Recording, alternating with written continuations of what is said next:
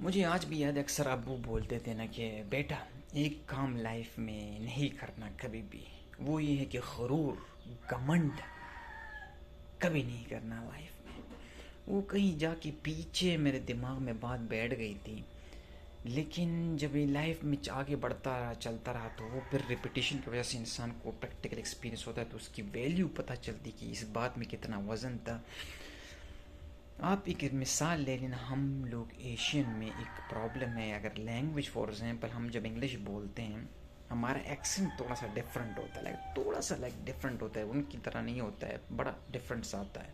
تو اگر آپ یہی ایکسنٹ انگوروں کے سامنے، جو ریل انوینٹر ہے انگلش کے، وہ کبھی بھی مذاق نہیں اڑائیں گے۔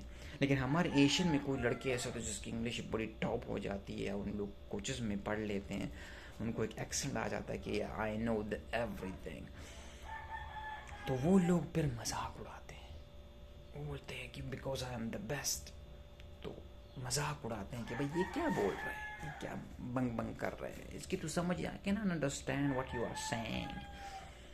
لیکن ریئلٹی اس کی پیچھے کیا ہے؟ کیونکہ ہم لوگ جو ہیں نا، ہم لوگ بچپن ہی سے یہ مائنڈ ہمارا چھوٹا کیا ہوتا ہے کہ بھائی ہم چھوٹے ہیں، گورے اوپر ہیں، ان کا جو لائف سٹائل ہے وہ ایک امیزنگ ہے، وہ ایک زبردست ہے، تو اس لیے ہم پھر اس جگہ تک پہنچتے پہنچتے زندگی تباہ کرتے ہیں، اور جب پہنچ بھی جاتے ہیں تو اور لوگوں کو نیچا دکھانے کی کوشش کرتے ہیں۔ It's not a wisdom.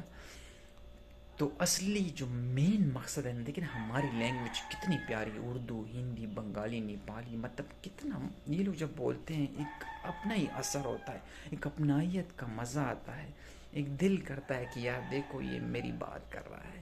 ہم بھی تھوڑے دیکھیں نا، میں ایک پٹھان ہوں تو میری اردو بھی بڑی ٹوٹی پھوٹی ہے، لیکن مجھے اردو سے بڑا پیار ہے، مجھے اپنی پشتو زبان سے بہت پیار ہے آلسو۔ میں اکثر، لیکن کیونکہ میں ادھر مکس کلچر میں رہا ہوں، بہت زیادہ رہا ہوں، تو میری لینگویج سارے ٹوٹی پوٹی ہے۔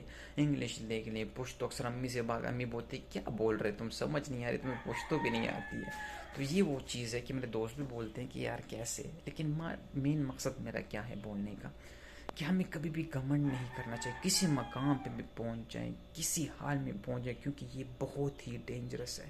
یہ آپ کو اندر سے اتنا کوکلا کر دیتی ہے کہ آپ کو پتہ بھی نہیں چلے گا کہ میں کہاں جا رہا تھا اور یہ میں کہاں پہنچ گیا۔ That's what I want to say. Thank you guys. یہ بارہ